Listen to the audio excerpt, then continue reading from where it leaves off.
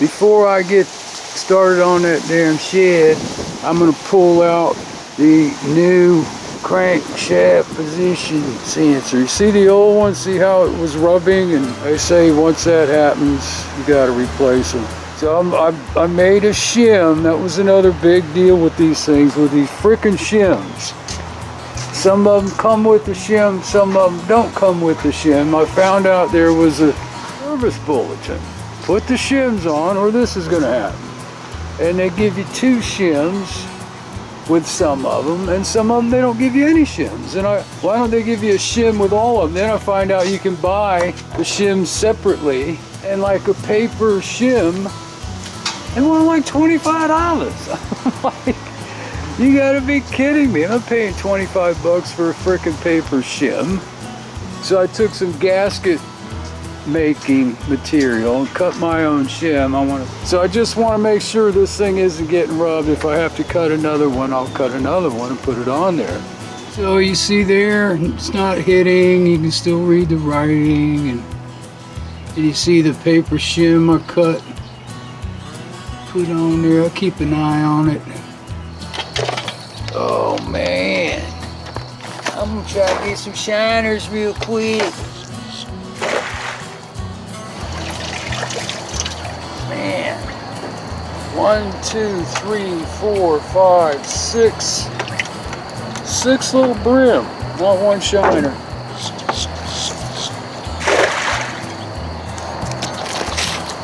Brimmies.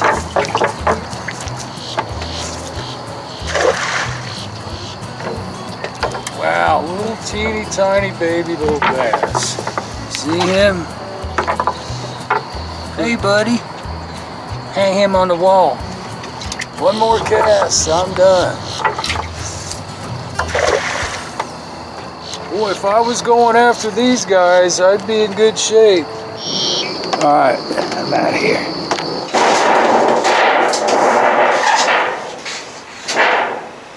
Yeah, baby, I'm getting there. Ooh. Wow. Oh, yeah. Ooh, ooh, ooh.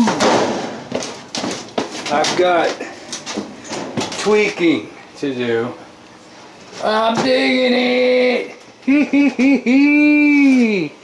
And then the other problem too is you don't know when a rainstorm's gonna pop up, so I'm like, get this thing in here so I can put everything back in. And then tomorrow I'm going over to Dino's to tear his motor apart, help him out, and pick up that parts motor. So I wanted to get a head start on this today. All right, baby, I'm here at Dino's. What's going on, man? It's another day, another struggle, you know? Do you mind? Yeah, welcome to my humble abode. Let me turn the light on. Sweet. I thought you took this thing out. I lifted it up, but what's the point of getting it fully? Right. Yeah. Sweet. Yeah, dropped it right on his head. What year is this? 84, 85. So, right off the bat, any broken bolts, not my department. That's fine. I'll be here. I could be here for days. I hear you. You know, I brought everything I could think of. Yeah, this is a cool little stump knocker, baby. Yeah, I love this thing, to be honest. You got the freaking sound system too. You have to. You have to. What are you gonna do? The bass love the music, you know what I mean? They hear me coming, and next thing you know, they get hungry.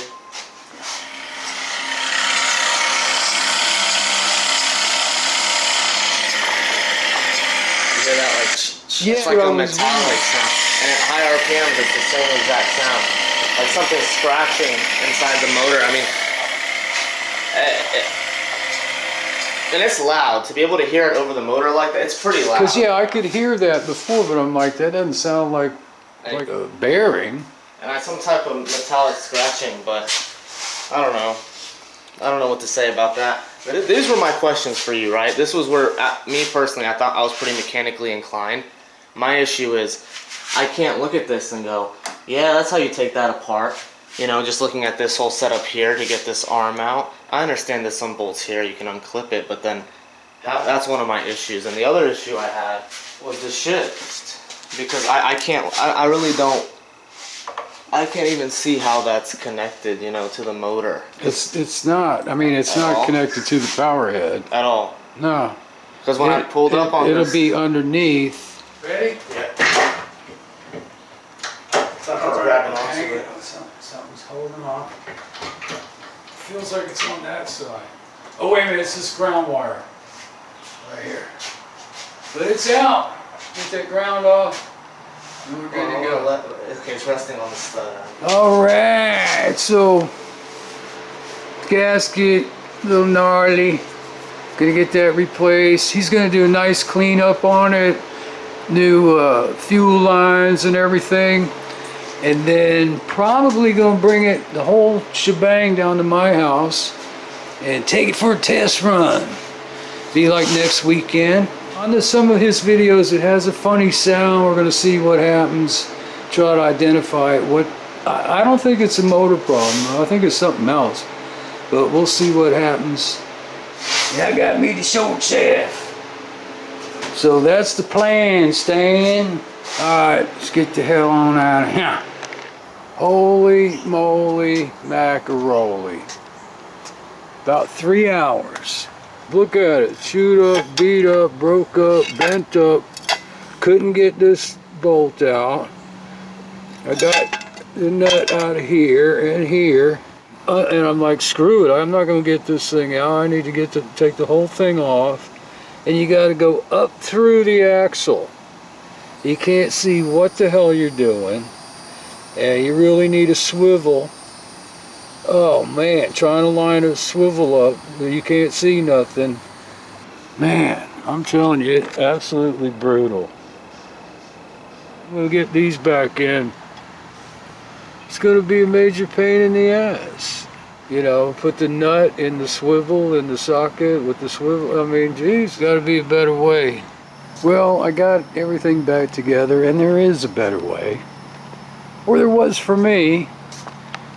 But trying to put those bolts in from the top down, go up through the axle frame, whatever you want to call it, with a socket and a swivel, and without a swivel, and with the other kind of swivel, it doesn't really swivel, it just leans a little bit, and a short socket and a long socket. I mean, total nightmare. I laid over here for probably an hour and a half trying to line up the nuts on those things. I finally said screw it after I lost a couple, fell inside the frame axle, and my magnet broke. Well, it didn't break, it came apart. My little magnet that I use all the time. Stuck it in there fishing around, pulled it out, and the magnet unscrewed and fell off. So this morning I went down, picked up a new magnet, came home, fished everything out, even found a socket that I've been missing for years. Put the bolts in from the bottom up. Easy peasy, grabbed the nut, screwed it on the bolt, tightened everything down. Man, it took no time at all after I laid here on this freaking concrete, sore as hell. Anyway, it's done. I'm done. It's done. Z Parts Motel. I think most of the bolts are out on the power head. Anyway, I've narrowed this thing down to at least a 1993. You can see the sticker's gone. But in 1993 is when they started using the plastic carb with the plastic top on it, which nobody likes. And it's a 30 horse carb. I'm going to clean it up and put it on that other motor and see if it does anything. If it's in good shape or not. Then I have a couple other plans up my sleeve. Yeah, I think all the bolts are out. See if I can get it out. And then the other thing too, I noticed, man, you know, we got more freaking holes here. There's the primer. What the hell is that hole for? And what the hell is that hole for? I tried to look this up to see if I could see anything, but I couldn't find anything. Even in the schematic, it doesn't show what goes in there. Wow. Wow, watch this. This thing is loaded with dirt. Holy mackerel. Look, it's even falling out of the handle up here. But see that carb? See how much bigger the throat goes all the way through? But look how narrow it is. It's because they put this crap on. I don't have to use it. I got other ideas. So what happened was he had this on the stand at his house and he was trying to lift it up. And he left it up and went to grab something or something and the thing fell over and hit right on the flywheel here. So he thinks it bent the crank. Well, it's spinning now. At his house, he's spinning around and it stopped like it just did for me a minute ago. So it might not be a bent crank after all. Boom, looky there. Oh no, I've got fuel lines and stuff. So look at this thing. Look at this. It's just loaded with dirt. Now that I look at it, this thing's been sunk. Look at the exhaust. Same thing.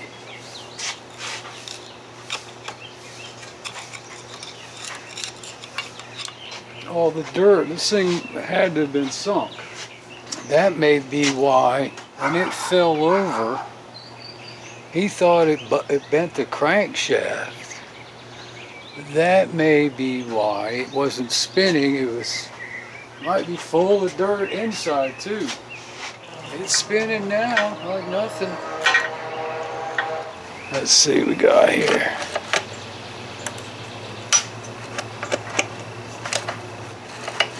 So there's neutral. Yeah, it's all caked up with mud down here. Fin is broke. Not bad, just chipped off at the end. Alright, so neutral feels fine. Forward. It's in here. And she spins, a little hard to turn. Reversing. Oh, it's in neutral.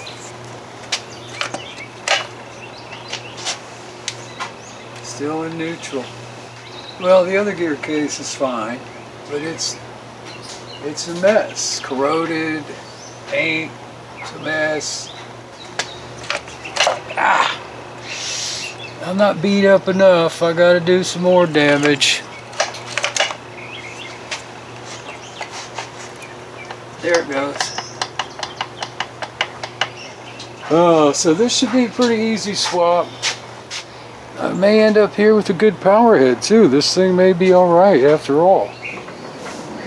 So the next thing I'll do is I'll pull the gear case off and then pull the carb off, clean her up, put it on here and see if it runs. With that carb it should, right? Once I get them off I can really compare the intakes better. Yep, see how this thing's full of mud? This thing been laying in the bottom of the lake somewhere. At least it's not salt water. So here's what's nice. The bolts are coming right out. Look at them. Clean as a whistle. No corrosion. Even a little oily. Alright, we ready to go now. Boom! Boom! Boom! Shit. Wow. Look at here. The mud dauber nests. Yeah, there's some mud daubies in there. Alright, let's wash her down, see what's going on. Well, something weird's going on here, but that's all mud daubers. See those layers in the mud? Those tracks. See them? That's mud daubers. This is how many mud daubers were in this thing? I mean, I've never seen anything like this, but that's mud dauber. That ain't from sitting in a lake. Mud for days. Yeah, I want to say if it was sunk, wouldn't the car be all full of mud too? Man, it's a shame. This is what kills me, you know. The nice motor and just let it go to crap. I've never been able to understand that. So I just went over there, opened that butterfly up on the carb. Looked all the way back to the reeds. It's spotless. It's just so weird. All these mud divers and nothing in that carb just seems just weird to me. Well, she came out pretty good. Pretty clean. It'll be sweet. Put some paint on it. Get some nice, you know what works good too is that appliance paint. That's pretty good stuff. Well, I think that's going to do it for me today. Came out pretty good. I'm still trying to take it easy after doing that motor mount, man. That was a butt kicker.